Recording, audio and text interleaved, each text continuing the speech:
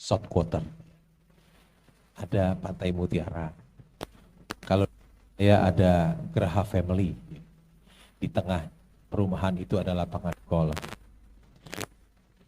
Yang tinggal di situ adalah sultan-sultannya orang Surabaya. Saya hanya menyebut tiga saja aja, tiga proyek dari Intiland. Karena proyek Intiland ada 61, banyak banget ya. Saya cuma sebut tiga saja. Yang saya hormati Pak Muji, Wakil Direktur Utama Intiland, Pak Arsid, Direktur Intiland, Pak Miki, Komisaris, dan Pak Yai Asikin, Pak Chandra, Direktur Southwater, ya. Pak Bambang, Bos Cimori ada di sini, ada Pak Freddy Chandra, ya, Komisaris ITMG, ya. Yang saya hormati Bapak Ibu semuanya, selamat siang, salam sejahtera bagi kita semua. Pertama-tama saya berterima kasih kepada Intiland yang sudah mengundang saya untuk membagikan pengalaman berinvestasi selama 34 tahun di Bursa Efek Indonesia. Ya. Bisa ditayangkan gambar Warren Buffett yang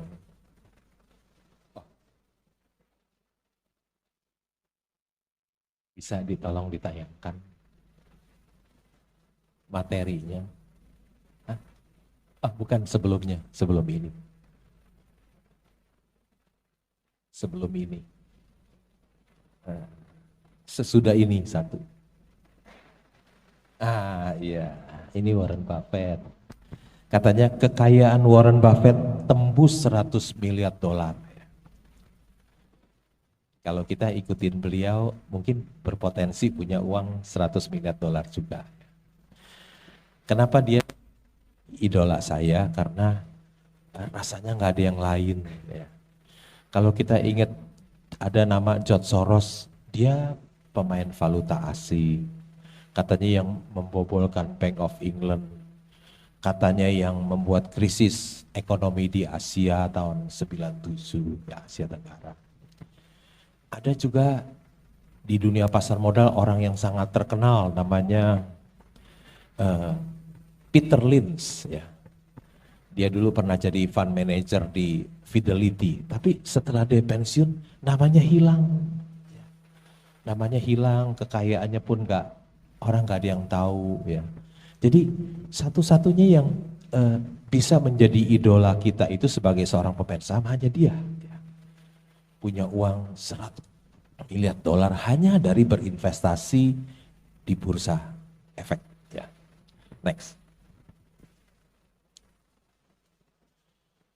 Apa sih wisdom dari dia? Dia bilang begini, I never invest in anything that I don't understand. Saya tidak pernah berinvestasi yang saya tidak mengerti. Never, artinya nggak pernah. Banyak orang membeli saham, dia tidak tahu apa yang dia beli. Dia beli kucing dalam karung. Dia hanya dengar dari rekomendasi temannya, rekomendasi dari pialang sahamnya, rekomendasi dari influencer, rekomendasi dari tukang pom-pom. Ya. Tapi Warren Buffett pernah, ya.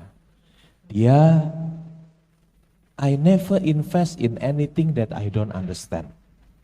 Gak pernah dia beli kucing dalam karung. Bagaimana kita tahu apa yang kita beli?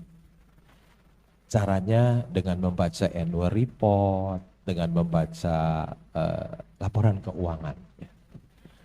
Saya ketika ingin tahu tentang Intiland, saya minta ke Bu Teresia, corporate secretary, Bu minta annual report ya Bu, dikasih. Mulai saya baca.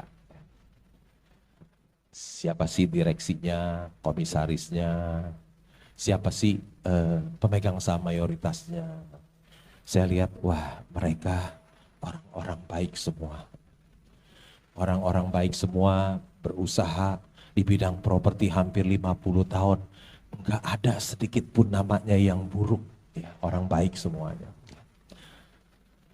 Kalau kita membeli saham perusahaan publik, kalau si pemiliknya orang yang tidak jujur dan tidak berintegritas, jangan pernah beli. Ya, jangan pernah beli. Nanti duit kita akan habis. Ya. Setelah saya lihat, mereka orang baik, orang yang jujur dan berintegritas. Saya nggak takut. Ya. Kita juga bisa di dalam annual report itu kita bisa lihat bidang usahanya apa. Ya. Kita bisa lihat penjualannya berapa, labanya berapa, modalnya berapa, hutangnya berapa, uang yang dikas ada berapa piutangnya, apakah piutangnya bodong apa enggak ya, masuk akal enggak, kita lihat inventorinya bodong apa enggak ya, kita bisa lihat berapa dia punya earning per share, price earning ratio, book value, price to book, yang sederhana-sederhana aja kita lihat ya. Kalau kita beli properti tentu kita lihat berapa sih aset yang dimiliki oleh perusahaan properti tersebut. Jadi kita tidak beli kucing dalam karung, kita tahu apa yang kita beli. Seperti yang Warren Buffett katakan, I never invest in anything that I don't understand. Jangan pernah beli kucing dalam karung. Ya, kita harus tahu apa yang kita beli. Next, yang kedua. Warren Buffett bilang, be fearful when the others are greedy and be greedy when the others are fearful. Perkataan Warren Buffett yang kedua ini bisa bikin kita kaya. Ya, sederhana tapi kita kaya. Artinya, be greedy when the others are fearful. Artinya serakahlah ketika yang lainnya takut. Kata-kata ini mudah dimengerti, tapi dilaksanakannya sulit. Ya. Ketika COVID 3 tahun yang lalu, semua IHSG kita di 3.900, kita bilang, be greedy when the others are fearful. Boro-boro be greedy, orang takut kita ikut takut, nggak ikut beli. Ya. Tapi kalau kita melakukan apa yang perkataan dari Warren Buffett, be greedy when the others are fearful. Ketika semua orang takut, IHSG kita hanya 3.900. Wah, kalau kita beli, sekarang sudah cuan, ya, cuan besar, beggar, ya. Dan kalau udah cuan, duitnya bisa beliin di properti.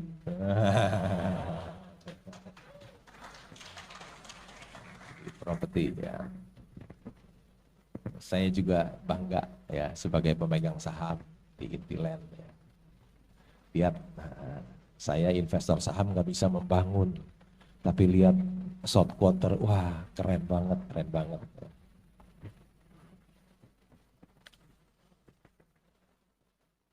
Ingat selalu perkataan Warren Buffett yang kedua ini sederhana, tapi bisa bikin kaya kalau ingat. Karena apa? Waktu situasi takut, menakutkan, semuanya murah. Ya. Kita beli, kita simpan, sebentar dia berubah, situasinya jadi baik, wah kita jual, jadi kita orang yang kaya.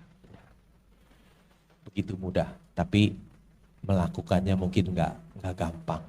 Kita bisa terbalik, kita membeli ketika yang lainnya serakah.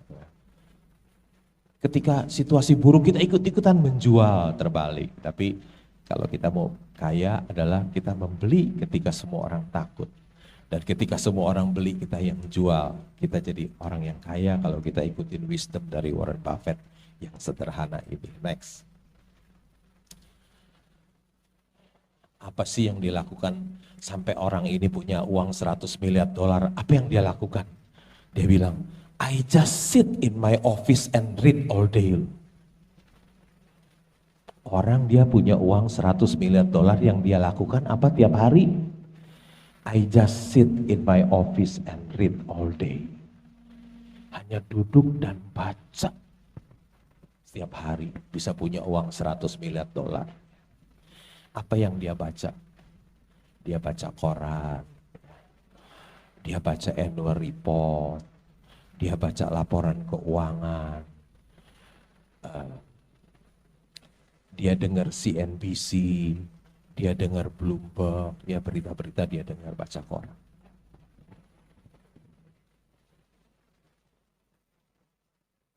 Saya pun melakukan hal yang sama. Saya jam 6, saya ambil koran di depan rumah saya, 4 koran. Milenial udah nggak baca koran, baca medsos aja yang gratis. Saya masih bayar loh, 900.000 sebulan bayar paper koran. Habis tanggung udah 30 tahun lebih langganan koran terus berhenti. Gimana rasanya ya? Enak tiap hari saya baca koran, 4, saya sambil minum secangkir kopi sampai jam 9. Ya. Jam 9 sampai jam 3.15, biasanya saya kalau ada saham murah saya beli pelan-pelan, terus cicil beli ya. Pelan-pelan saya beli. Aksi senyap namanya beli. Tatonya banyak aja sahamnya, pelan-pelan. Begitu juga kalau saham saya naik, saham saya banyak kan ya. Ada kadang 1 miliar lebar, saya jualnya pelan-pelan, senyap pelan-pelan di rumah.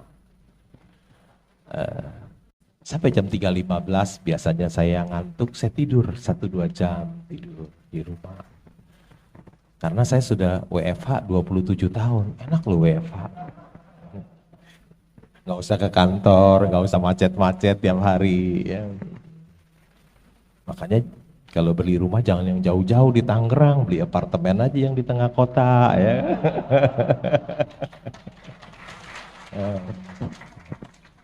Tuh, di South Quarter masih ada apartemen. Saya tidur 1-2 jam,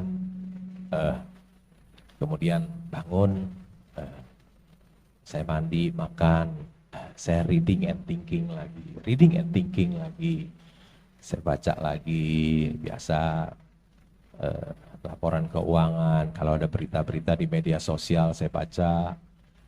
Saya baca juga website Bursa Efek Indonesia, saya buka, ada aksi-aksi korporasi dari perusahaan publik saya baca semuanya. Ya, sampai jam 12 malam, reading and thinking. Kemudian yes, begitu tidur lagi, bangun lagi jam 6. Ya.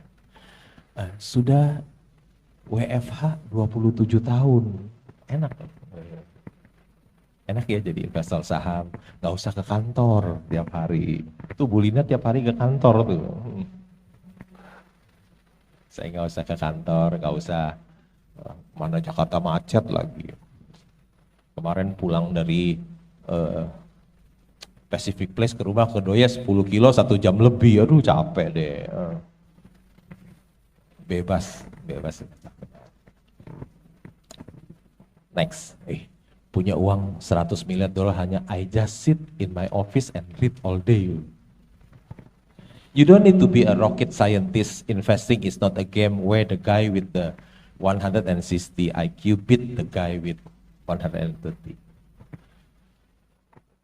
Kau gak perlu jadi rocket scientist. Ya.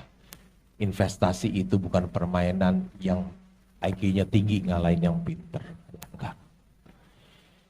Investasi itu sederhana sekali ya. Simple, sederhana sekali. Cuman lihat price earning ratio rendah, ya, price to book rendah, udah dibeli aja. Nggak usah pakai discounted cash flow, EV EBITDA, gitu, nggak usah. Itu buat ya pakar-pakar keuangan bikin yang susah-susah supaya dibayar mahal. Kalau dia cerita yang mudah-mudah kan nggak dibayar, dia bisa kerjain sendiri kan orang. Iya. Nggak usah ngerti kalkulus, integral, diferensial, sinus, kosinus, nggak perlu. Punya uang 100 miliar dolar cukup asal bisa tambah, bagi, kurang, bagi, dan persentase. Tamatan SD aja udah bisa jadi investor saham yang hebat loh. Next. The stock market is a device for transferring money from the impatient to the patient, kata Warren Buffett. Pasar modal adalah perangkat untuk memindahkan uang dari orang tidak sabar kepada orang yang sabar. Ini semua saya lupa. Ini semua buku Wisdom Warren Buffett yang buat Pak Lukas setiap baca ya. Saya pakai, saya urain aja bukunya Pak Lukas. Pasar modal, stock market adalah perangkat untuk memindahkan uang dari orang tidak sabar kepada orang yang sabar. Jadi kalau Bapak Ibu, orang yang tidak sabar, hati-hati. Nanti uangmu bisa pindah ke kantong orang yang sabar. Hati-hati ya. Kalau nggak sabar ada di pasar modal, kata Warren Buffett, nanti uangmu yang di kantong akan pindah lari ke orang yang sabar. Sabar itu ilmu tingkat tinggi. Belajarnya setiap hari. Ujiannya mendadak, seringkali mendadak. Tetapi investor saham yang lulus akan memperoleh cuan yang besar. Sabar juga adalah sangat penting dalam kehidupan kita sehari-hari.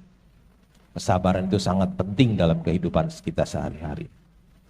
Orang yang tidak sabar menahan amarahnya, dia akan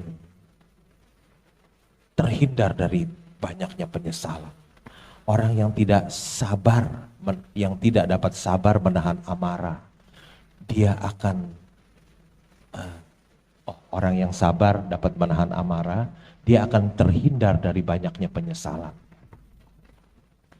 Coba nggak sabar langsung emosi, nanti menyesal. Next. Our portfolio show little change. We continue to make more money when snoring than when active. Ya. Dia bilang portofolio kita itu perubahannya hanya sedikit. We continue to make more money when snoring than when active.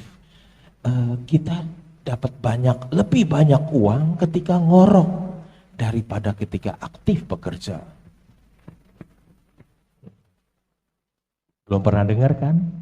Ada orang ngorok dapat uangnya lebih banyak daripada orang yang aktif kerja. Gak pernah dengar kan? Coba kalau Bapak Ibu sekalian ngorok, bukan tambah kaya, tambah miskin.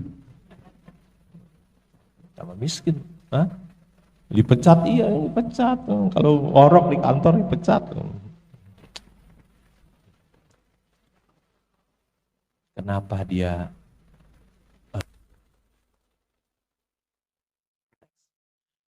dia ngorok tambah kaya? Karena dia punya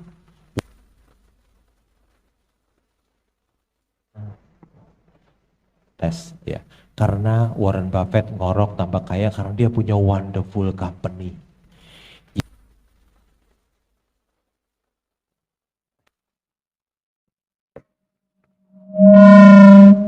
Yang bisa menjadi mesin pencetak uang bagi Warren Buffett.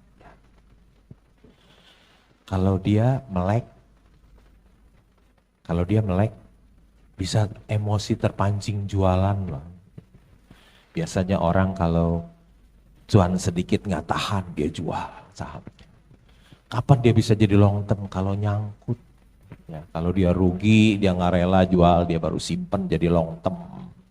Tapi kalau sahamnya naik, dia nggak tahan, dia jual. Itulah sebabnya kalau kita punya wonderful company, mesti sering-sering tidur. Ya. Jadi saham itu bisa kita pertahankan terus. Dia bilang dia dapat uang lebih banyak ketika ngorok daripada aktif bekerja. Next. It is far better to buy a wonderful company at fair price than a fair company at a wonderful price. Ini ilmu saham tingkat tinggi. Ilmu saham tingkat tinggi. Meskipun orang yang masuk daftar orang terkaya di Indonesia nggak bisa melakukan ini, masih aja beli fair company, beli company-company yang kecil, ya, beli perusahaan-perusahaan kecil. Warren Buffett udah nggak mau. Dulu dia ketika kuliah di Columbia University di New York, dia belajar dari gurunya Benjamin Graham untuk membeli saham murah discount stock. Ya. Benjamin Graham bilang kalau satu saham diperdagangkan 2/3 dari nilai buku, beli aja. Biar company itu biasa-biasa aja. Pokoknya 2/3 dari nilai buku. Kalau harga sahamnya harga sahamnya 670 gitu, nilai bukunya 1000, udah beli aja, ajaran gurunya Benjamin Graham. Tapi ketika dia kenal yang sekarang jadi wakil vice chairman dari Berkshire Hathaway namanya Charlie Munger, tentang wonderful company ya.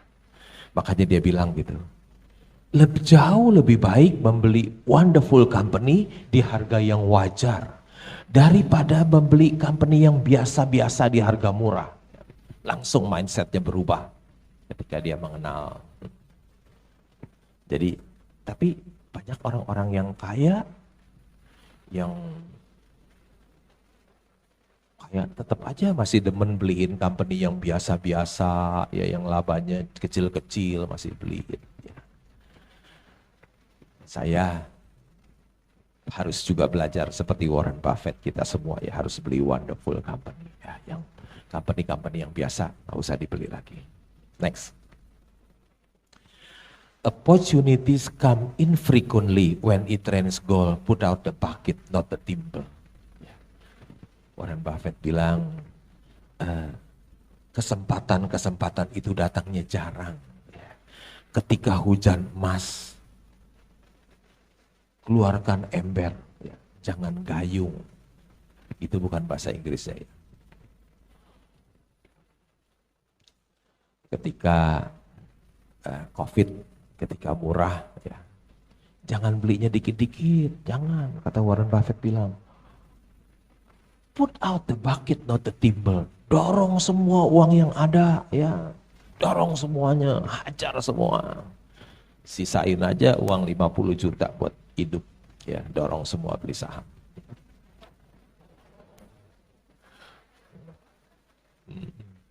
Ketawa Bu Linda lagi, bener, serius, kalau lagi COVID, lagi semua lagi murah, dorong semua yang ada, sisain aja 50 juta buat ibu hidup.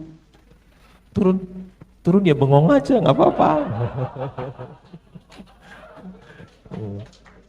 Turun tahan, nanti juga balik kan sebentar. Kaya ada kita dorong semua duitnya. Ya, kalau ada saham turun, dorong semua, jangan sedikit-sedikit. Itu wisdom dari Warren Buffett. Put out the bucket, not the timber. Ya. Next.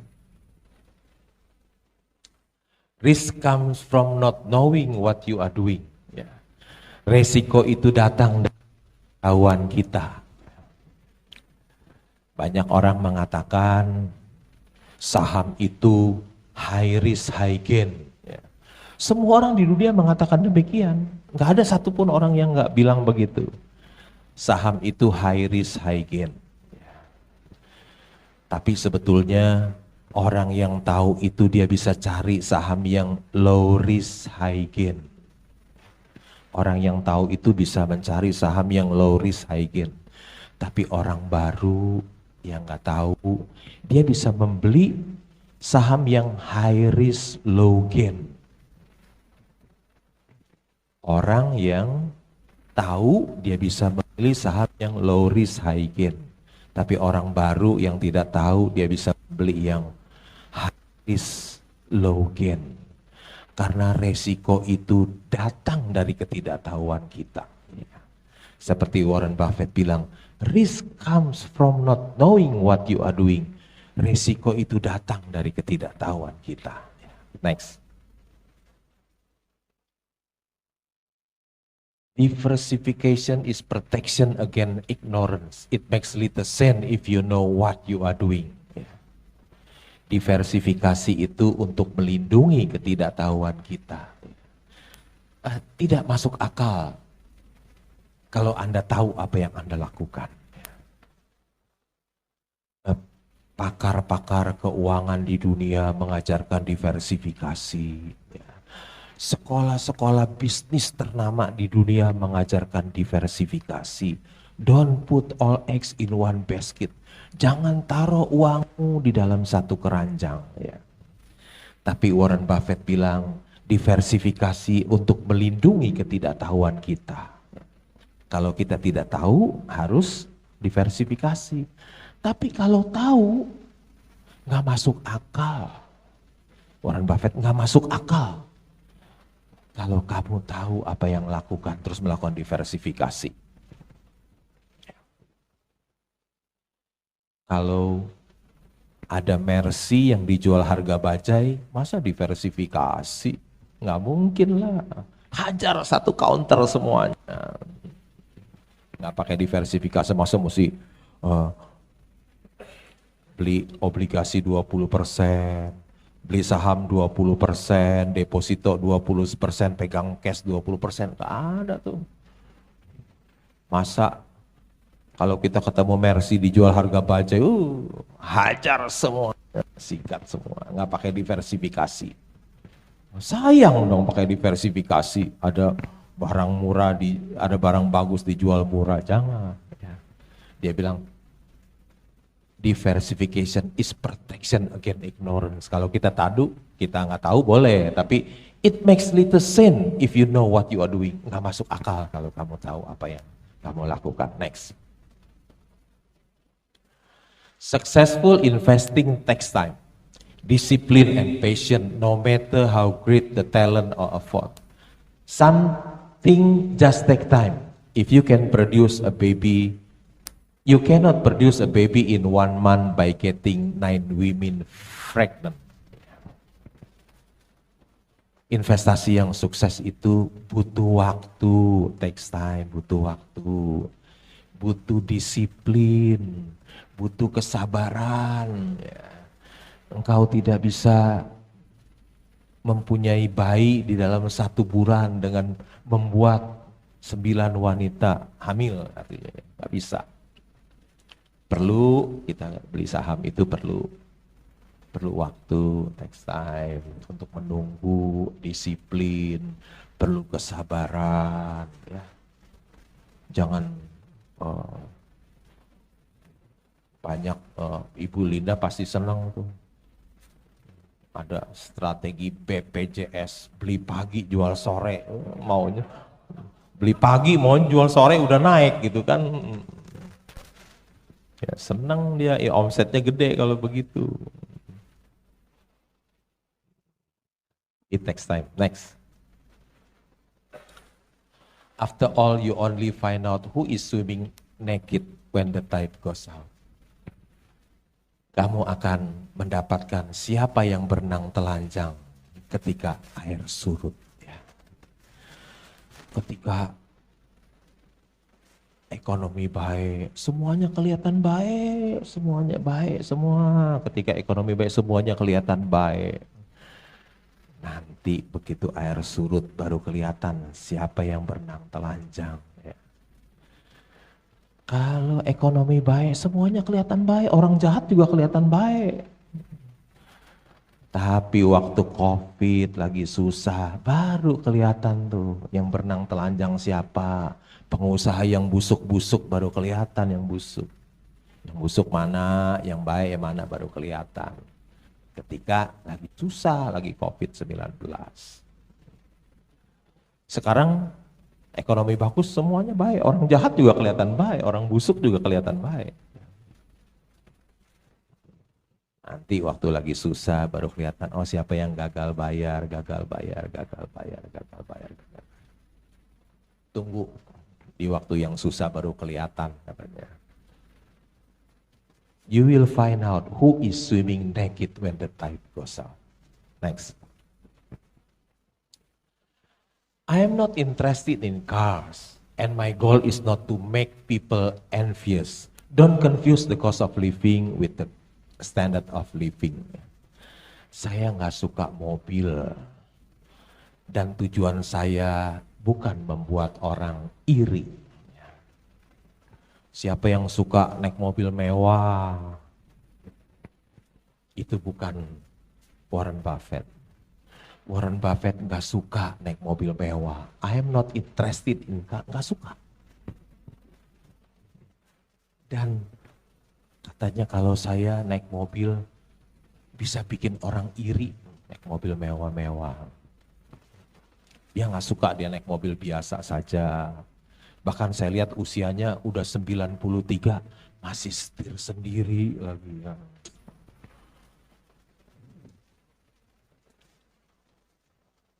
Ada orang mau naik mobil mewah sampai leasing-leasing, utang-utang gitu ya. Dia nggak tahu beli mobil itu depresiasi loh. Penyusutan terus, tiap tahun nilainya turun. Akhirnya lama-lama jadi besi tua, nggak bernilai mobil mewahnya. Beda dengan orang beli properti, nilainya apresiasi naik terus naik selamanya. Karena ada yang bilang the best investment on earth is earth. Betul ya? The best investment on earth is earth, katanya, kata orang properti bilang. Jangan beli mobil, mendingan beli properti. Kenapa? Beli mobil kan depresiasi, tiap tahun turun, terus turun, akhirnya jadi besi tua. Beli properti kan apresiasi, naik terus tiap tahun. Naik terus. Dan selain itu pakai mobil mewah serem juga, nggak takut dirampok sama orang, bukan hanya orang bikin orang iri, takut juga dirampok. Pakai mobil mewah, mendingan pakai mobil biasa aja, duitnya dibeliin properti aja. Next. Wall Street is the only place that people ride to in Rolls Royce to get advice from those who take subway. Wall Street is the only place. Wall Street itu satu-satunya tempat orang naik Rolls Royce minta nasihat dari orang yang naik subway. Terbalik ya, harusnya yang naik subway minta nasihat yang naik Rolls Royce. Orang miskin minta nasihat dari orang yang kaya supaya dia kaya. Ini terbalik. Masa orang yang naik Rolls Royce minta nasihat investasi dari orang yang naik subway yang kere? Terbalik lah. Tapi ada satu-satunya di Wall Street, kata Warren Buffett. Saya pernah satu hari tinggal tinggal di New York. Saya kan nggak ada kerjaan tiap hari. Jadi saya sleeping shareholder. Kalau Pak Hendro active shareholder. Saya sleeping shareholder, nggak ada kerjaan kan, jadi saya tinggal di New York sama istri saya ke Wall Street. Ya. Di Wall Street tuh bawahnya ada subway. Biasa kita naik MRT kan di Jakarta MRT-nya bagus, di Singapura bagus, di Hong Kong bagus, di China bagus, di Thailand, di Bangkok juga bagus. Coba-coba masuk MRT-nya di New York. Ya. Ini kejadian benar. Saya kan biasa bagus-bagus tuh. Tahun 2004 saya ke New York ya. Bawahnya Wall Street ada subway. Saya masuk, saya keluar lagi loh, saya takut loh. Benar, saya takut. Kenapa? Karena masuk di dalam subway itu karatan semua, besi-besinya udah karat, menyeramkan. Karena subway-nya berdiri sudah 100 tahun lebih yang lalu, jadi serem. Ya. Tapi karena pengen naik yang murah, ya udahlah, serem juga naik aja. Tapi keretanya sih bagus, suasananya, ruangan subway-nya yang menyeramkan. Nah, Warren Buffett bilang, Wall Street itu satu-satunya tempat orang yang naik Rolls Royce minta nasihat investasi dari orang yang naik subway. Terbalik. Ya. Yang kaya minta nasihat investasi dari yang miskin.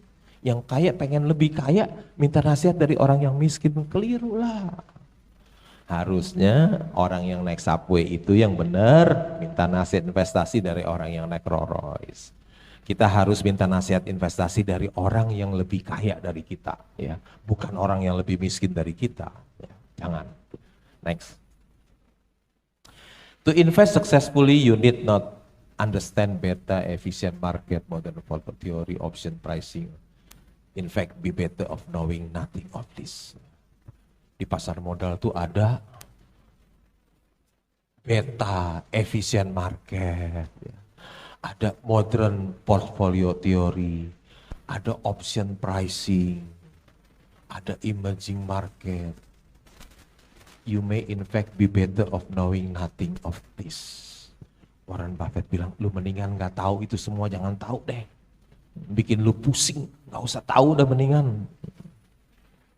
Gak usah tahu. Ini bukan nasihat saya. Nasihat dari orang yang sudah punya uang 100 miliar dolar. Lu gak usah pelajari gitu-gituan. Next. I be a bum on the street with a tin of coffee if the market were always efficient. Dia bilang, saya akan jadi gelandangan di jalan dengan mangkok kalau market itu efisien. Market itu efisien. Ini kata Warren Buffett. Padahal ada Profesor Eugene Fama. Ya. Dia dapat hadiah Nobel. Hadiah Nobel. Karena teorinya pasar itu efisien. Ya. Profesor Eugene Fama dapat hadiah Nobel karena dengan teorinya pasar itu efisien. Ternyata Warren Buffett bantah loh. Dia bilang kalau pasar itu efisien, saya jadi gelandangan loh. Minta-minta di jalan jadi gelandangan. Pasar itu gak efisien. Ada yang salah harga, ada yang under value, ya. Ada Mercy yang dijual di harga bajai, tapi lebih banyak bajai yang dijual harga Mercy. Oleh karena itu hati-hatilah, hati-hatilah. Jangan beli kucing dalam karung, jangan dengar dari influencer, jangan dengar dari tukang pom-pom. Karena lebih banyak bajai yang dijual harga Mercy daripada Mercy harga bajai. Pasar itu tidak efisien, kata Warren Buffett. Next. If calculus or algebra were required to be a great investor, I had to go back to delivering newspaper. Dulu Warren Buffett waktu umur belasan tahun dia cari uangnya untuk beli saham itu jadi pengantar koran. Pengantar koran. Dulu Warren Buffett jadi pengantar koran. Ya.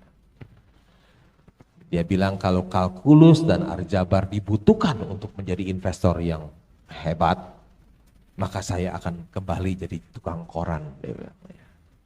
Karena sebetulnya investasi itu di bursa saham itu sangat simple, sangat mudah dan sederhana. Ya. Gak rumit. Next. Wall Street make its money on activity, you make your money on inactivity. Wall Street mendapatkan uangnya dari aktivitas. Kamu mendapatkannya dari tidak aktif. Kalau kita beli saham dan kita simpan, kita kaya. Tapi kalau kita trading, sekuritas kita yang akan kaya. Itu kata Warren Buffett, bukan kata saya. Nanti saya dimusuhin sama suka sekuritas, dimusuhin sama Bu Linda tuh, orang sekuritas. Bukan kata saya, Warren Buffett. Wall Street makes its money on activity. You make your money on activity, inactivity. Next. I cannot be involved in 50 or 75 things that way of investing. You end up with a zoo that way. I like to put meaningful amounts of money in view. Ini namanya investasi Nabi Nuh. Ya. Nabi Nuh itu semua binatang dimasukin ke dalam kapalnya. Ya. Tapi Warren Buffett tidak. Ya. Dia membeli saham Apple, mungkin satu saham itu ada 40% dari portofolio dia. Wonderful company. Dia pegang. Satu saham bisa 40% dari portofolio. Bukannya dia beliin semua, ya binatang-binatang semua dia.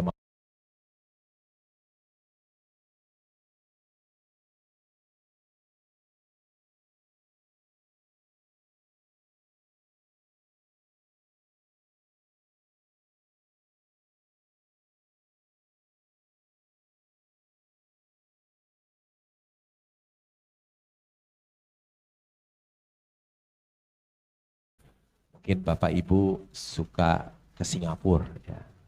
Di food court itu ada orang tua umur 70 tahun, 80 tahun masih jadi cleaning service.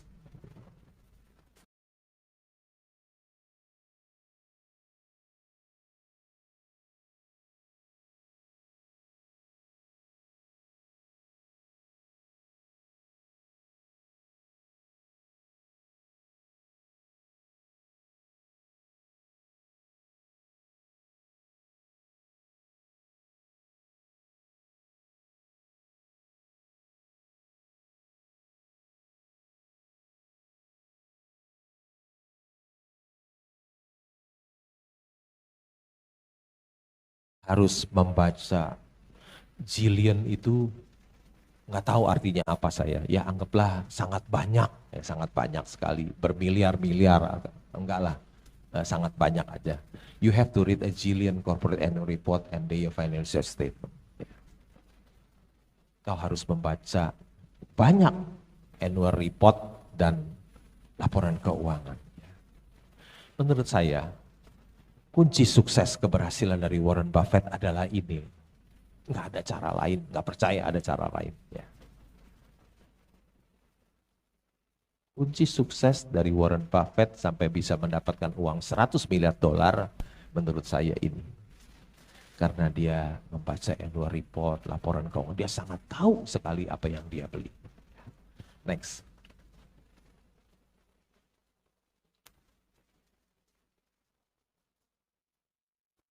You cannot make a good deal with a bad person.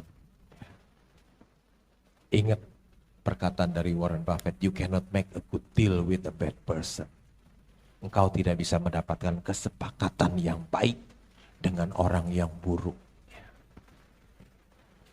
Jadi kalau kita beli saham satu perusahaan, kalau kita tidak lihat pemilik, direksinya, dan komisarisnya bukan orang yang baik, jangan beli. Kalau mereka orang yang baik, orang yang berjujur dan berintegritas, baru boleh beli. Ya, baru boleh beli. Next. The best thing that happened to us is when a great company gets into temporary trouble. We want to buy them when they are on operating table. Ya.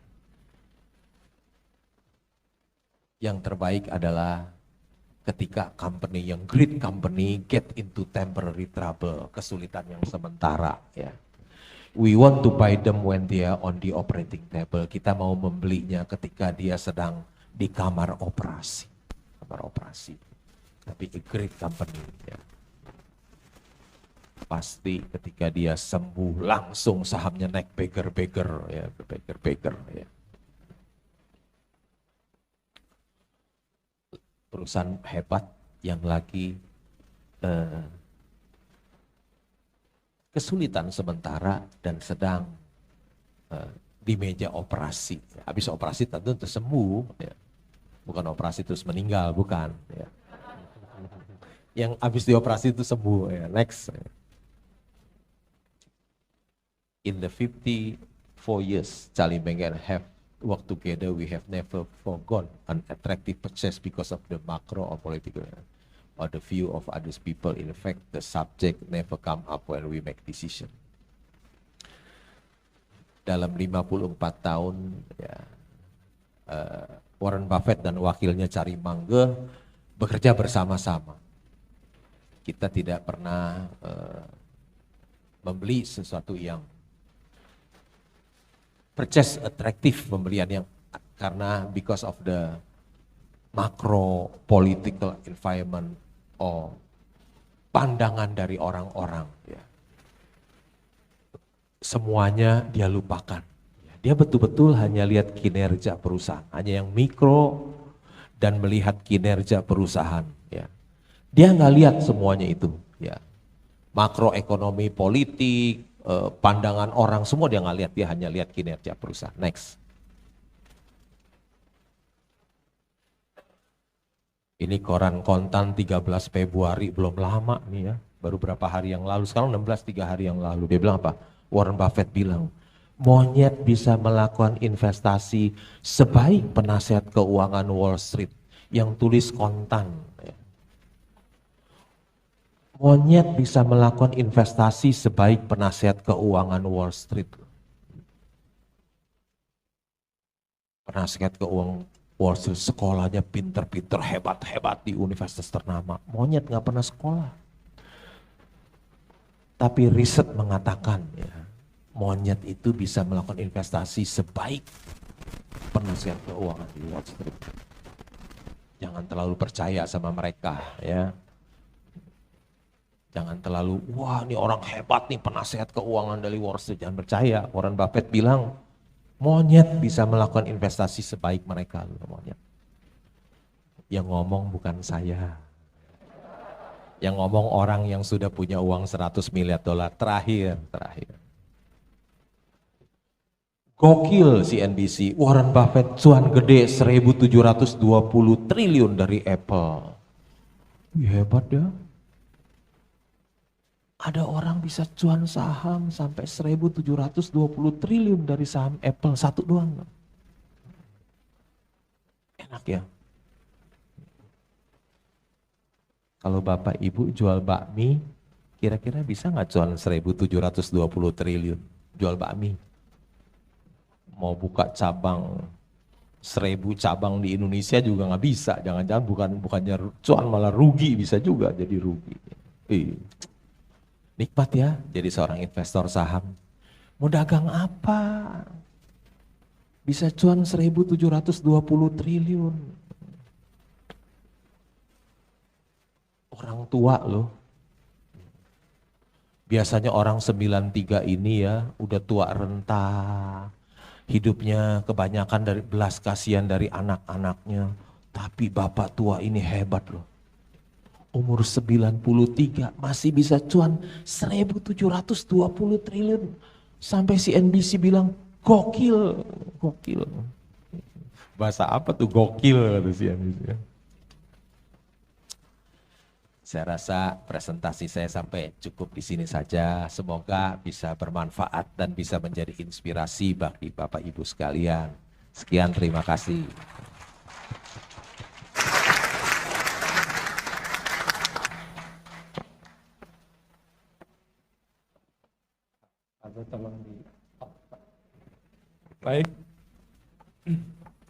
Baik Pak Loh Keng Hong, terima kasih atas paparannya.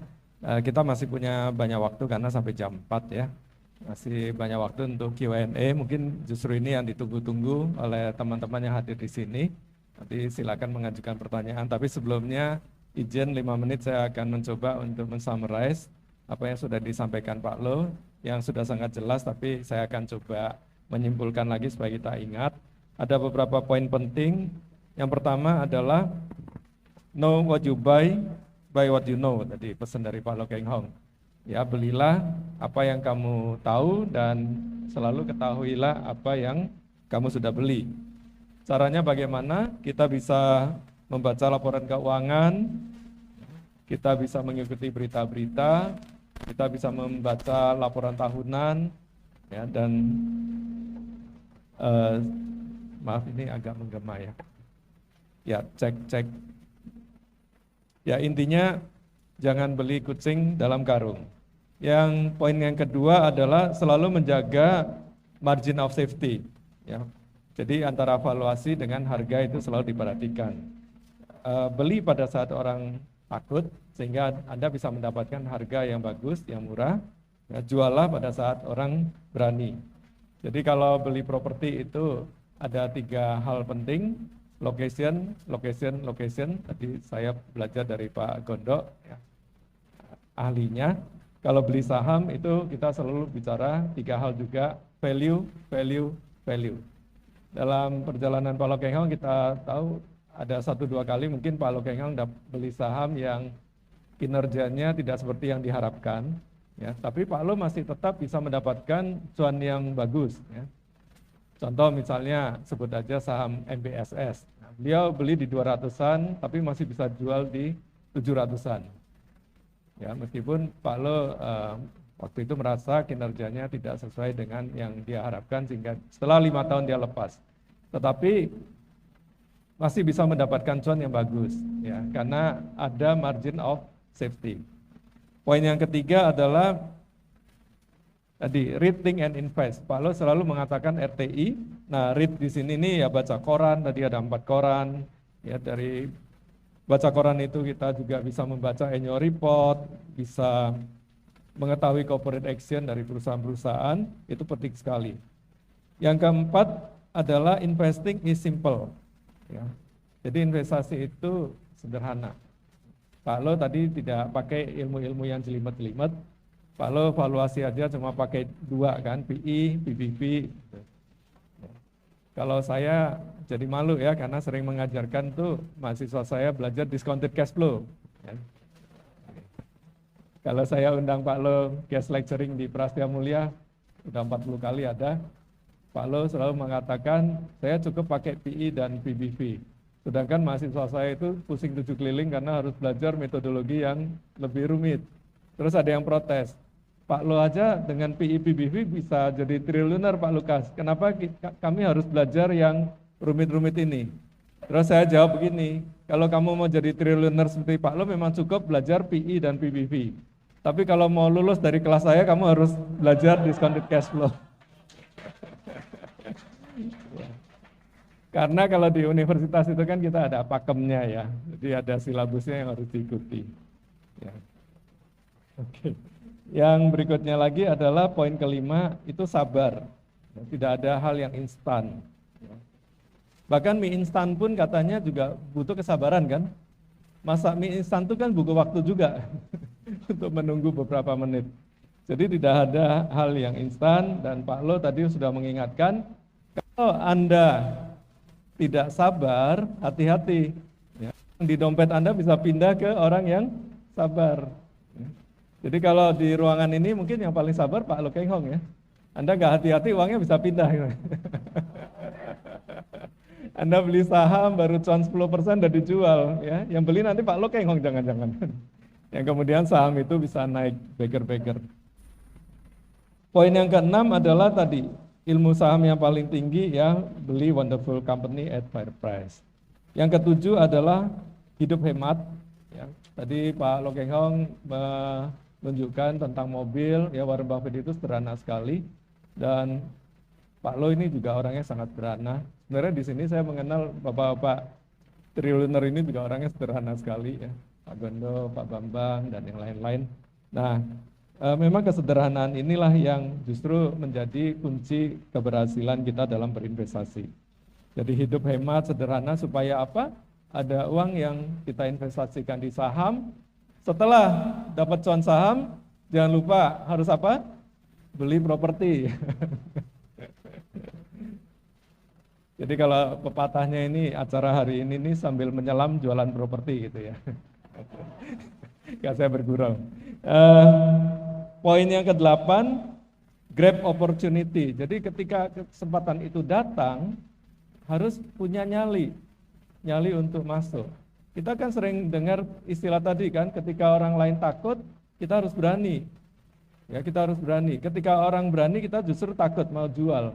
Tapi pada kenyataannya ketika misalnya saham itu turun terus, ya, berhari-hari ARB terus, yang terjadi bukannya Anda beli, malah Anda ikut jualan, cut loss gitu kan. Ya, jadi kita harus punya nyali, ya, karena tadi Warren Buffett mengatakan bahwa sukses investasi itu tidak membutuhkan kepandaian sampai seperti kalkulus dan sebagainya. Kalau bangun gedung harus tahu kalkulus, tapi kalau kita investasi saham, Kita tidak perlu sampai sedemikian tinggi kepandiannya, yang penting kita punya guts ya, nyali untuk ngambil risiko itu. Yang kesembilan, risk management. Tadi Pak Lo mengingatkan, banyak bajai harganya Mercy, bayangkan. Dan banyak orang beli loh. Ada perusahaan yang price earning ratio-nya 700 ya, masih banyak yang mau beli. Kemudian dalam waktu singkat turun dan terjadi kerugian yang besar. Jadi belilah Mercy harga bajai, bukan sebaliknya. Yang ke-10 adalah punya long term. Ya, Pak Lo selalu mengatakan belilah perusahaan ini, kalau ditanya kapan naiknya, Pak Lo jawabnya kapan-kapan. Artinya Pak Lo ini punya ya, investment horizon yang panjang, ya, investment horizon yang panjang. Kalau kebetulan 8 bulan harganya udah beger-beger ya Pak Lo bisa jual. Tapi kalau misalnya harus menunggu bertahun-tahun juga Pak Lo siap menunggu. Ya, yang penting ada conviction. Jadi ada long term insight. Dan yang terakhir tentunya adalah be independent. Be independent, kita percaya diri sendiri, kita melakukan riset sendiri, kita punya keyakinan, jadi tidak tergantung, mungkin tadi yang disinggung ada pom-pom lah, influencer lah, ya ikut-ikutan. Nah yang seperti ini sulit bagi Anda untuk mencapai kesuksesan. Jadi be independent, itu adalah poin yang terakhir. Baik, itu adalah 11 poin yang bisa saya sarikan. Kemudian saya akan buka sekarang termin yang pertama, saya yakin cukup banyak nih yang udah ingin bertanya, dan kita beri insentif juga. Saya bawa 3 buku ya karangan saya. Nanti saya akan pilih 3 penanya yang terbaik. Nanti saya akan WhatsApp ke panitia. Nanti akan diberikan masing-masing 1 buku ya. Wants to be rational investor, wants to be smart investor. Buku terbaik versi Kepustakaan Nasional Indonesia tahun 2021, dan satu lagi Who Wants to be Wise Investor. Nah, nanti satu-satu buat Anda, 3 penanya. Silakan angkat tangan, kita lihat. Oke, baik, dari sayap tengah dulu ya. Ini ada 1, kemudian tadi Ibu siapa? Yang wanita ya, dan Mas ini ya. Oke, 1, 2, 3 panitia tolong diberikan pengeras suara, sebutkan nama dan pertanyaannya.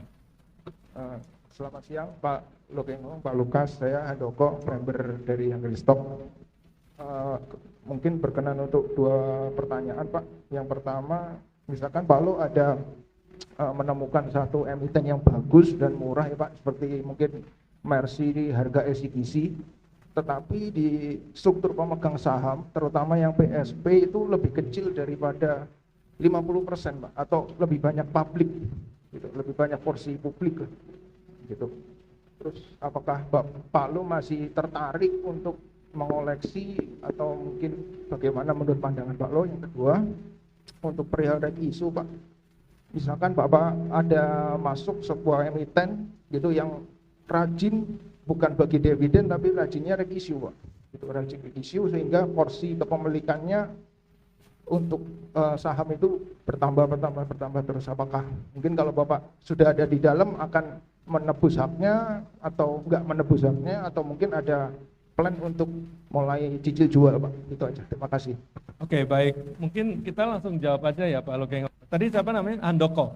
Oke, jadi pertanyaan Handoko ini ada 2 Pak. Yang pertama, kalau saham di mana pemegang saham pengendalinya itu memiliki kurang dari 50%. Bagaimana menurut Pak Lo? Ya intinya ini sebenarnya baik apa enggak gitu ya.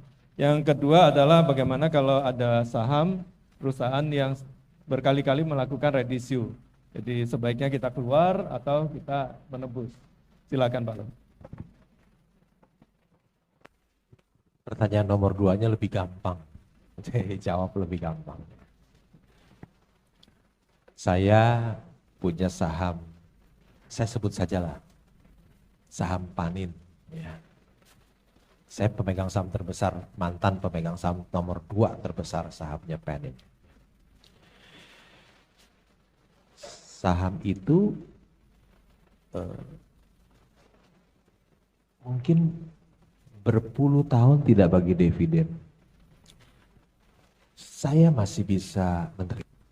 masih bisa menerima nggak bagi dividen karena saya lihat eh, sahamnya murah, price to book hanya 0,2, 0,3, PI juga rendah, PI 3 kali, ya.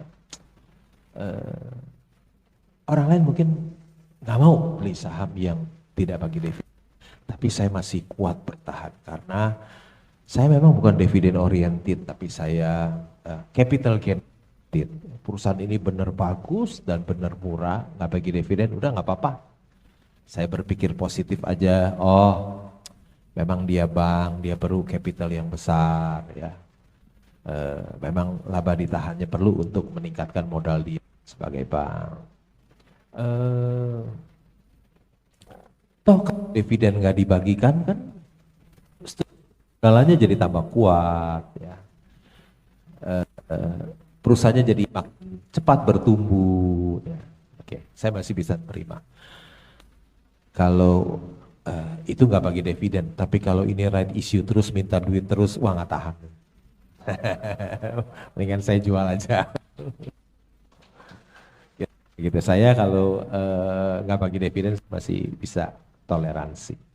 Tapi kalau terus uang dari pemegang saham, saya jual aja. Mengenai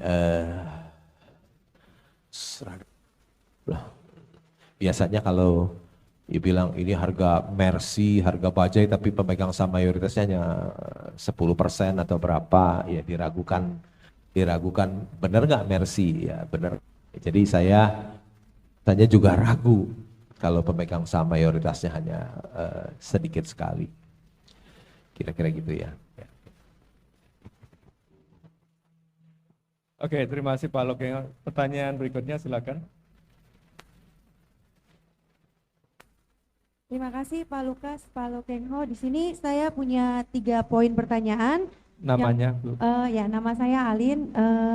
Yang pertama, bagaimana cara Pak Klo sebagai investor bisa melihat GCG perusahaan itu bagus atau enggak? Soalnya kan kita nggak bisa mungkin kenal semua manajemen ya Pak. Jadi gimana caranya supaya kita bisa lihat itu bagus atau enggak? Yang kedua, saya juga sangat mengidolakan Pak Lo gitu. Kalau bisa saya juga pengen minta sharing dari Bapak nih. Ada nggak sih kisah Pak Lo gagal dalam melakukan investasi atau tidak sesuai seperti yang diharapkan? Nah kira-kira kalau misalnya Bapak menemukan suatu perusahaan yang salah gitu dianalisa sama Bapak, kira-kira responnya nanti seperti apa? Yang ketiga itu aku kan memang benar-benar pengagum Pak Lo banget ya. Aku nih bawa bukunya Pak Lokengho, aku nanti minta izin buat minta tanda tangannya Pak Lo sama Pak Lukas, gitu aja sih Pak, makasih. Oke, Bu Alin, bukunya nanti ke depan aja karena kita nanti akan pergi. Silakan Pak Lo. Bagaimana kita bisa tahu si pemilik perusahaan itu orang yang baik, punya tata kelola yang baik ya.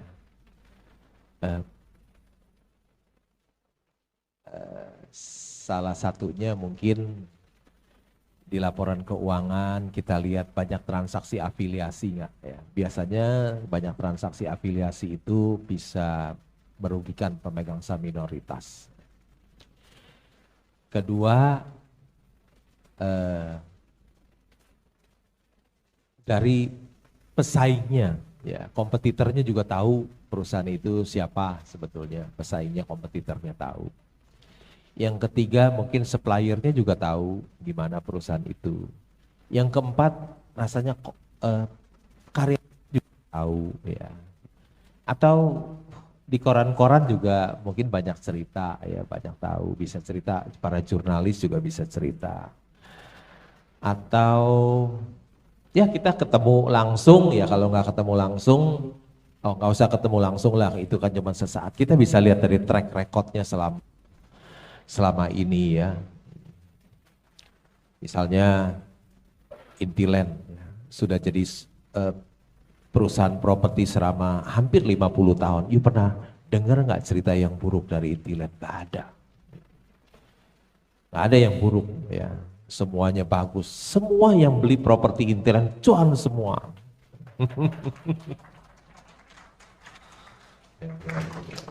Gampang, lihat track record track record masa lalunya aja ya. Kira-kira gitu ya. Tadi apa? Yang kedua, bagaimana kalau misalnya Pak Lo salah pilih? Oh, Apa yang salah berlaku? pilih. Iya, kadang-kadang saya sebagai, jangankan saya, Warren Buffett aja juga suka di saham ya. Saya heran, saya paling nggak suka beli airline, ya, saham penerbangan seperti Garuda gitu, saya nggak suka. Tapi saya lihat, ih, Warren Buffett borong-borong saham airline, nggak salah ini. Nggak salah bisa beli borong airline. Pandemi datang dia cut loss. Ya. Jadi seorang Warren Buffett yang sudah berinvestasi dari umur 11 sampai 90 tahun saja masih bisa salah. Ya. Apalagi saya juga banyak salah juga. Ya. Udah beli satu perusahaan, ya. Ternyata salah. Ya. Tak, dong. Ya udah, nanti saya mau ya jual rugi saja. Semoga bisa laku. Kira-kira gitu. Saya juga akan melakukan hal yang sama, potong uang semuanya. Kira-kira gitu. Oke, luar biasa ya jawaban yang sangat jujur ya dari Pak Lo Keng Hong. Bu Alin tadi permintaan ketiga, tolong bukunya ditaruh di depan aja. Kita lanjut ke pertanyaan berikutnya, silakan Mas. Ya. Selamat siang Pak Lo, saya Irfan Aditya, izin bertanya, punya dua pertanyaan. Yang pertama, bagaimana cara Pak Lo membeli saham dalam jumlah yang banyak, yang besar, tapi tidak menyebabkan harga saham tersebut naik signifikan? Yang keduanya, apakah Pak Lo Keng Hong menjual salah satu saham setelah saham tersebut mencapai 1 bagger atau lebih? Atau mungkin ada kalanya Pak Lo bisa menjual saham tersebut sebelum keuntungannya mencapai 100% atau lebih. Itu saja Pak Lo, terima kasih. Terima kasih atas pertanyaan. Gimana saya bisa beli saham sampai 1 lembar tapi harga sahamnya nggak naik? Ya belinya cicil pelan-pelan, nggak boleh main hajar aja ke atas, jangan. Nanti sahamnya naik, jadi saya nggak mau naik. Jadi kalau saya mahal ya, harga pokok saya jadi mahal. Jadi saya beli pelan-pelan di rumah, aksi senyap namanya, pelan beli. Begitu naik saya berhenti beli. Begitu IHSG turun mulai lagi beli. Ketika turun saya mulai beli, dapat murah. Begitu naik saya berhenti, nganggur di rumah nggak beli. Lama-lama dapat barang murah banyak, nggak naik ya. Mesti belinya cicil pelan-pelan. Karena saya bisa melakukan hal itu karena saya nggak kerja apa-apa kan, cuma main saham doang.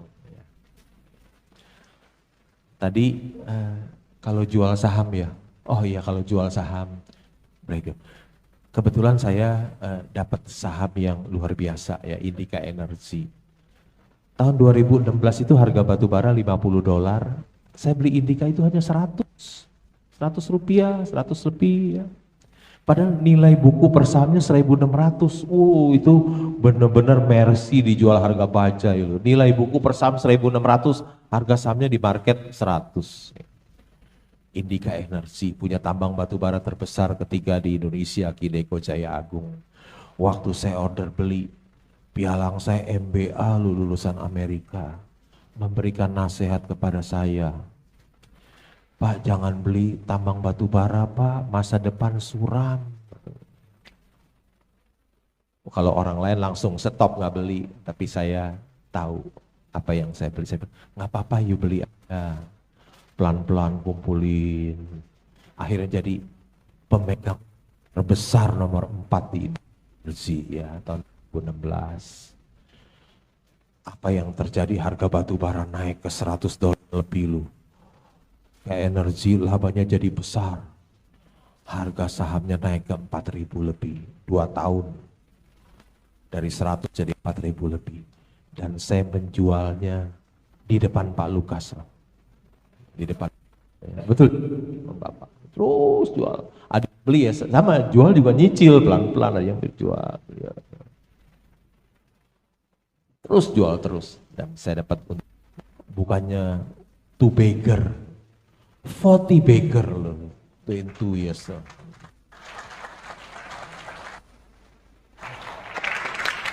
Jual-jualnya pada Pak, kira-kira gitu ya. Oke. Ya, terima kasih. Saya masih ingat waktu itu kita makan lunch dengan Pak Lo, dengan Pak Sukarto Buyung yang punya kopi-kopi beras. Ada gempa waktu itu di Jakarta. Pak Lo lagi jualan saham Indika. Pak Lo keduluan, nomor 2 Pak Sukarto Buyung, saya paling terakhir. Jadi rupanya orang yang paling kaya itu yang paling takut mati kayak. Kabur. Hari. Oke, kita lanjut ya. Sekarang kita buka termin yang kedua. Ya, sekarang bagiannya agak belakang-belakang deh. Nah, itu yang udah angkat handphone tinggi banget tuh. Nah, oke, yuk. Ya, 1, kemudian ya Mas ini ya, yang tengah ini. 1, ada ibu-ibu, emak-emak. Ada ya? Wanita ada? Enggak, ya udah itu yang udah ngangkat tangan ya, yang itu. Oke, 3 orang ya. Silakan. Nama? Selamat siang Pak Lo. Selamat Nama saya Richard Tanjung. Pertanyaan pertama, kalau saat ini kan sudah begitu banyak orang yang belajar saham nih Pak dan mengenal Iya. cara Bapak tekniknya beli saham Mercy dengan harga bajai. Nah, apakah saat ini masih bisa dengan mudah Pak menemukan saham Mercy dengan harga bajai, atau kalau ada misalnya saham Mercy dengan harga Camry gitu, apakah Bapak beli Pak? Terus yang kedua Pak, tadi Bapak menyinggung tentang Bapak pemegang saham Penin, mungkin PNLF ya Pak ya. Tadi pemegang saham terbesar nomor 2 Bapak menyebut mantan, apakah maksudnya Bapak sudah jual semua atau masih tetap ada hold Pak? Jual semua. Jual semua? Iya, karena kan sahamnya naik dari 170 ke 775, saya jual aja pelan-pelan semuanya, saya take profit ya. Baik, terima kasih Pak. Ya. Tadi pertanyaannya apa ya pertama? Yang pertama itu tadi Pak, kalau ada Mercy harga Camry gitu Pak. Oh, oke. Baik, ya. Memang kalau waktu COVID yang lalu IHSG kita 3.900, Mercy harga baja itu banyak. Tapi sekarang IHSG 6.800, Mercy itu sedikit sekali, sedikit. Jadi saya habis jual PNLF, habis ikut offer jual Petrosi, jadi uang cash saya sekarang banyak sekali.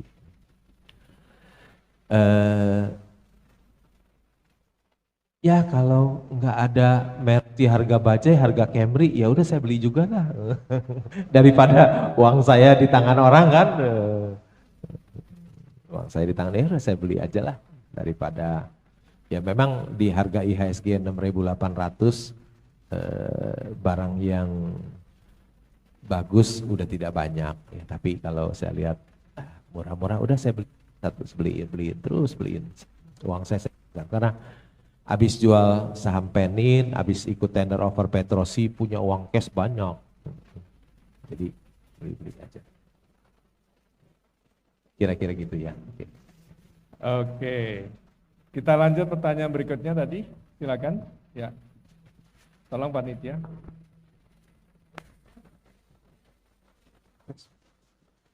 Oke, selamat siang Pak Lo. Ya. Perkenalkan, nama saya Nur Huda dari Investor. Yang mau saya tanyakan begini Pak, kan tadi Bapak nyebutnya tentang CAGR ataupun jajaran direksi komisaris. Nah, kan kita sebagai pemegang saham publik kan kita kan nggak pernah tahu Pak, bagaimana sih caranya itu para direksi dan komisaris itu sampai kedepannya itu baik-baik aja Pak. Soalnya kan selama ini banyak tuh yang baik-baik aja, tapi taunya pasti endingnya itu makin tambah jelek gitu Pak perusahaannya. Itu aja sih Pak, cara bacanya gimana Pak? Apakah ada tanda-tandanya gitu? Ya, tentang GCG ya. Ya. Bukan CAGR, GCG. Corporate Governance. Silakan Pak. Ya kita lihat track recordnya, kalau selama ini bagus, ya anggaplah kedepannya juga bagus. Jadi salah satu indikator yang paling baik itu kalau perusahaan itu bisa mencetak laba yang besar, udah anggaplah tata kelolanya baik aja udah. Kalau mau nilai yang mudah ya. Tapi bukan berarti kalau perusahaan yang perusahaannya labanya kecil terus tata kelolanya buruk, bukan ya. Bisa juga memang bisnisnya lagi tidak bagus, perusahaan yang labanya kecil tapi tetap tata kelolanya sebetulnya bagus, cuman bisnisnya lagi kurang bagus. Tapi kalau perusahaan yang bisa menghasil labanya yang besar sekali, udahlah kita merem aja, anggap aja tata kelolanya bagus saja. Ya. Karena biasanya perusahaan yang tata kelola yang buruk, labanya kecil, nggak bisa labanya nggak bisa besar seperti itu. Itu penilaian tata kelola yang sederhana aja. Jadi kalau saya lihat labanya besar, ya udahlah, anggap merem aja, udah perusahaan pasti bagus lah. Perusahaan tata kelola buruk, mana bisa sih laba besar seperti itu.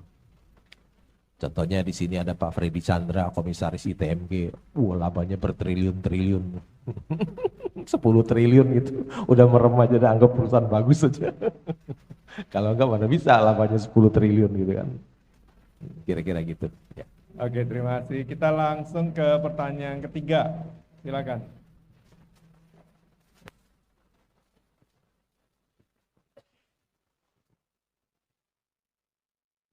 Ya, jangan lupa sebut namanya ya. Selamat sore Pak Lo, izin bertanya. Ya. Nama saya Michael. Sebagian besar investor pasti kenal dengan saham super blue chip di bursa kita, yaitu saham BBCA ya. Dan tidak sedikit orang yang menganggap bahwa saham BCA ini seperti deposito versi saham. Karena jangka waktu kebanyakan investor yang holdnya itu forever Pak, atau selamanya. Sedangkan menurut saya saham BBCA itu masuk dalam kategori growth stock dan bukan value stock. Dan bahkan banyak orang juga yang ingin mewariskan saham tersebut sampai ke anak cucunya. Dalam artian jangka waktunya sangat panjang. Bagaimana pandangan Pak Lo sendiri terhadap investor yang seperti itu? Terus yang kedua Pak, untuk GCG Pak, tadi sebelum saya juga sudah bertanya untuk penilaian GCG. Selain dari laba yang bertumbuh atau ROE, kebanyakan investor kan kebanyakan carinya dari track record direksi atau direkturnya Pak. Kemungkinan besar juga cari dari Google Pak.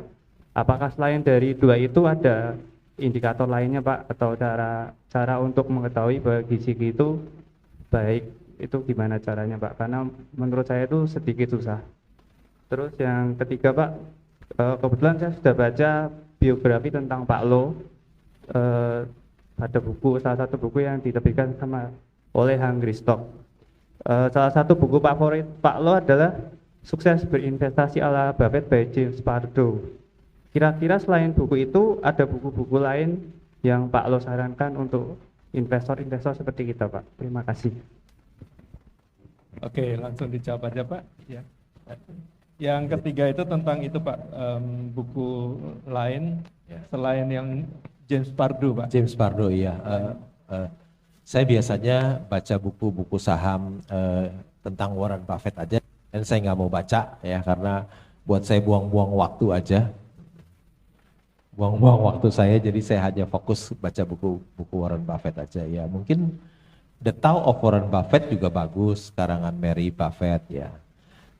Buku itu sudah saya baca 6 kali buku itu. Ya, jadi banyak sih buku-buku tentang Warren Buffett dibaca aja, karena saya rada ekstrim nggak mau baca yang lain. Karena yang lain kayaknya nggak terbukti, yang terbukti cuma satu ya baca itu aja, udah yang lain nggak mau baca. Pertanyaannya tadi? Yang pertama itu tentang BBCA, itu kan masuk di kategori growth stock bukan value stock, tapi ada juga investor tuh yang beli saham seperti BBCA karena dia mau hold forever gitu Pak. Ya memang BCA itu termasuk wonderful company ya, wonderful company.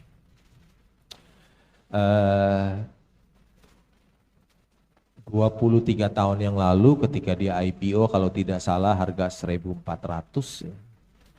Sekarang sudah split beberapa kali, 1 jadi 2, 2 jadi 4, 4 jadi 8, 8 split 5 jadi 40 ya. Harga saham sekarang berapa sih?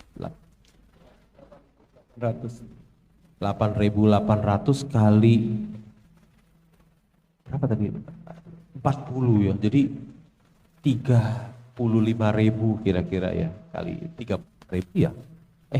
350.000 iya. Jadi 1.400 jadi 350.000.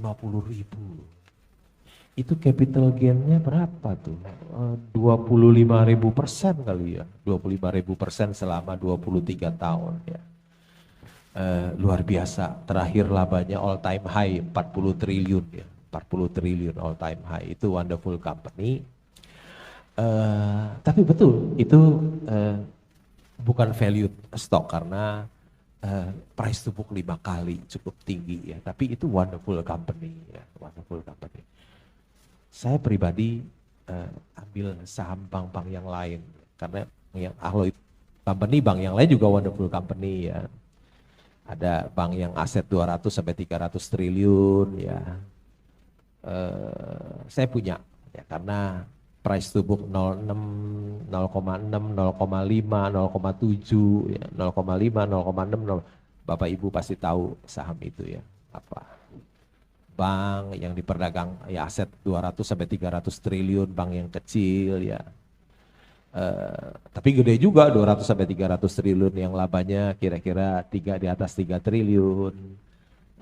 Price to book hanya 0,5, 0,6, 0,7 ya udah saya ambil itu aja deh. Habis soalnya BCA sudah 5 kali nilai buku ya. Itu wonderful company ya, tapi saya ambil yang lebih murah lah, yang price to book di bawah 1 kali, 05, 06, 07, kira-kira gitu Pak Lukas. Ya, pertanyaan satunya lagi mengenai GCG Pak, selain melihat tadi profitability, track record dari manajemen, apa ada indikator lain yang Pak Lu pakai? Kan lihat transaksi afiliasi, kalau banyak transaksi afiliasi biasanya tata kelola ya kurang ya. Banyak transaksi afiliasi. Ya tadi dari koran, dari jurnalis, dari pesaing, dari supplier, dari customer, dari karyawan, semua bisa tahu tata kelolanya seperti apa perusahaan itu. Oke, baik. Ya, jadi Bapak Ibu tadi ada sedikit clue ya dari Pak Lo Keng Hong. Silakan PR cari tahu nih Pak Lo Keng Hong punya saham bank apa gitu.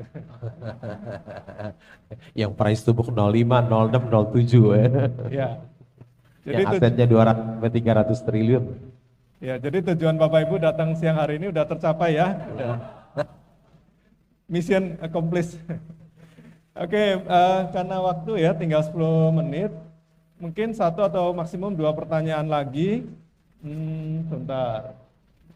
Nah itu yang pakai topi boleh lah. Ya, satu lagi saya sana itu yang pakai baju pink. Ya ini hari Valentine-nya masih berlanjut ya, belum dicuci bajunya. Oke, silakan. 2 pertanyaan aja. Selamat sore Pak Lo. Ya, selamat saya sore. Hendra. Saya mau bertanya ke satu emiten Pak. Tadi Bapak ada sebut masalah afiliasi kan cukup membahayakan untuk GJK ya. Nah yang saya mau tanya adalah satu perusahaan yang Pak Lo sempat beggar-beggar juga nih Pak, INKP. Kalau di INKP kalau dipelajari kan banyak transaksi afiliasinya karena kan konglomerasinya cukup besar sekali ya. Nah itu dengan kondisi sekarang dengan PBV yang masih 0,5 dan PI yang juga cukup murah, kalau menurut Pak Lo bagaimana ya? Karena ya afiliasi itunya Pak. Terima kasih Pak. Setahu saya afiliasi yang saya maksud itu kalau perusahaan itu disuruh beli aset dari afiliasi di harga yang mahal, itu transaksi afiliasi. Maksud saya satu perusahaan disuruh beli perusahaan lain mirip afiliasi, dibeli dalam harga yang mahal sekali, itu saya tidak suka seperti itu. Tapi kalau Indakiat kan sama sekali nggak ada transaksi afiliasi. Afiliasi pembelian bahan baku kan biasa, kalau nggak ada dari afiliasi kan nggak bisa beli. Dari mana Pak beli bahan baku untuk pulp and paper? Itu hal yang wajar ya. Ya, tentu kalau menurut saya Indakiat itu perusahaan yang besar, yang bagus, ya mungkin labanya tahun lalu saya rasa bisa 13-14 triliun bisa, karena 9 bulan sudah 10 triliun labanya. Ya. Tentu menurut saya itu perusahaan tata kelola yang baik, karena 9 bulan sudah 40 triliun ya, dan diperdagangkan di PI rendah, ya tadi sebut price earning ratio hanya 4 kali, ya. Price to book hanya 0,5 ya. Saya punya pengalaman, saya pernah cuan besar di Indakiat ya. Saya pernah beli saham Indakiat 1.000, jual 20.000. Saya untung besar di Indakiat ya. Sekarang Indakiat hanya 8.000 lebih ya. Mungkin kinerjanya lebih bagus sekarang daripada yang dulu. Kira-kira gitu Pak. Ya, baik. Terakhir pertanyaan dari sayap kiri, silakan.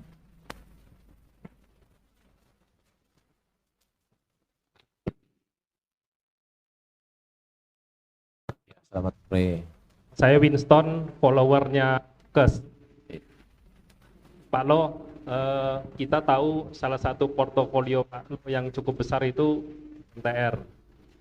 Dan kita juga tahu 2019 itu Pak Lo cash-nya cukup banyak. Dan 2019 sebenarnya Pak Lo kan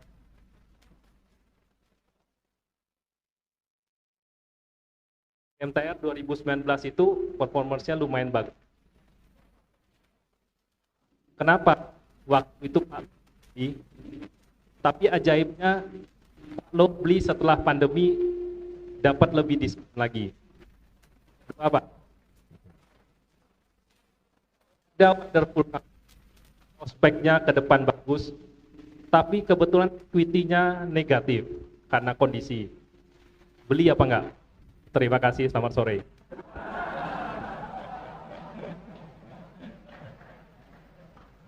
Perusahaan bagus masa equity negatif? Kalau perusahaan bagus ya equity-nya harus positif dong.